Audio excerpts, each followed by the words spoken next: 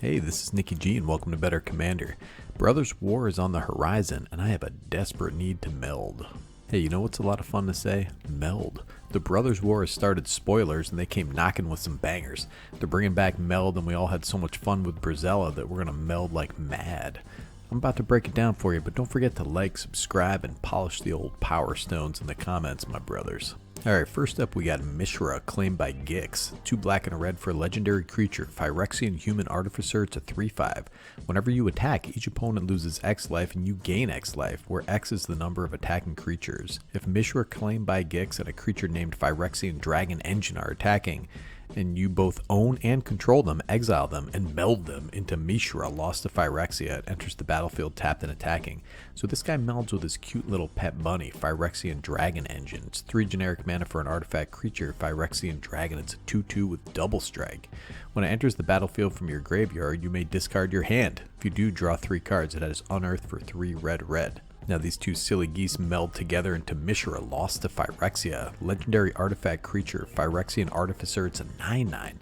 Whenever Mishra locks to Phyrexia, enters the battlefield or attacks, choose 3. Target opponent discards 2 cards. Mishra deals 3 damage to any target. Destroy target artifact or planeswalker. Creatures you control gain menace and trample until end of turn.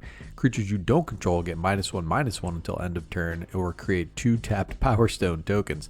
Whoa, wow, Zowie, so cool. Meld, oh geez Louise, this guy's got more text than any card I've ever seen in the past. Alright, then you have the titular older brother. Urza, Lord Protector, 1 white and blue for a legendary creature, Human Artificer. It's a 2/4. Artifact, instant, and sorcery spells you cast cost 1 less to cast. Wow, dude. 7 generic mana. If you both own and control Urza, Lord Protector, and an artifact named the Might Stone and Weak Stone, exile them and meld them into Urza Planeswalker. Activate only as a sorcery. So this guy melds with the Might Stone and Weak Stone. It's 5 generic mana for a legendary artifact, Power Stone. When they enter the battlefield, choose 1, draw 2 cards, or target creature gets -5/-5 until end of turn. Tap, add 2 colorless. This mana can't be spent to cast non-artifact spells. So this guy's melding with his jewelry, like the guy that had the golden shirt in India. Incidentally, that guy was beaten to death by 12 of his friends. Go figure. Anyways, he melds into Urza Planeswalker. Starting loyalty is 7. It's a legendary Planeswalker, Urza.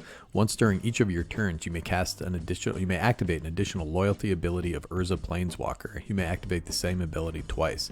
Has +2. Artifact, instant, and sorcery spells you cast this turn cost 2 less to cast. You gain 2 life. It's pretty good. +1, draw 2 cards, then discard a card. 0, create 2 1/1 colorless soldier artifact creature tokens. -3, exile target non-land permanent. And he has a -10. Artifacts and planeswalkers you control gain indestructible until end of turn, and then destroy all non-land permanents. This guy's really creepy. It's got different color eyes like David Bowie. So I see people talking a whole lot about building a deck around these meld monsters. For me, that juice probably wouldn't be worth the squeeze unless it was a really fun commander deck to begin with. But since I do a lot of videos and you like to watch videos, let's talk about how we can dig either of these artifacts out of their respective 99 card decks, because Phyrexian Dragon Engine and the Might Stone and Weak Stone don't start in the command zone. Well, first off, the Kuldotha Forge Master can go in either deck. I've used this in artifact-themed red decks. He puts in a lot of work. He can sack himself as part of the activated ability and can also sacrifice tokens for making incidental Thopters, constructs, and treasures, and clues, and whatever else. We got Moonsilver Key. It's just a bloody statue for some reason. This can go get the Might Stone and Weak Stone because it taps for mana. Moonsilver Key is an underappreciated gem that I like to stick in appropriate decks. It goes great in artifact-centered decks, and in a pinch can just grab your Soul Ring. Now, Planar Bridge can get any permanent directly onto the battlefield. The only problem is that it costs 14 mana to do so, but if we're generating infinite mana, or at least a lot of mana, it's definitely an option. We got the old Ring of 3 Wishes. I had this in a red artifact deck and it put in work. It's 5 generic mana for an artifact. Ring of 3 Wishes enters the battlefield with 3 wish counters on it. 5 and then tap, remove a wish counter from Ring of 3 Wishes.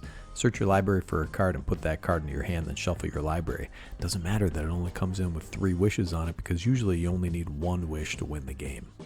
Planar Portal is a slightly different but similar card. Same problem, you need so much mana. These are inefficient but colorless and are artifacts if you have a cost reducer like Urza, or some artifact payoff. Now, Tamio's Journal is always an option, but it's slow outside a dedicated clue deck. You have to have some other way to make clues or some other clue synergies for this to be worth it. So in black and red, you have some pretty obvious tutors. You got the demonic tutor, you got the vampiric tutor, you got the grim tutor, you got the diabolic tutor. These are pretty pricey, except the diabolic. But these are the most efficient tutors in the game, man. Let me tell you how much I love these 2 cards. We got Entomb, 1 black mana for an instant. Search your library for a card, then put that card in your graveyard and shuffle your library. This thing's like $30, but it can find anything to put in your graveyard. Then we have Unmarked Grave, 1 in a black for a sorcery. Search your library for a non-legendary card, put that card in your graveyard, and then shuffle. So the big thing with this is that you can go get Phyrexian Dragon Engine because it is a non-legendary creature. Buried Alive is always a good option. 2 in a black for a sorcery. Search your library for up to 3 creature cards, put them into your graveyard, then shuffle your library. This is great too if you include some graveyard-centered combo. There are a couple of creatures that get creatures directly to your graveyard on ETB.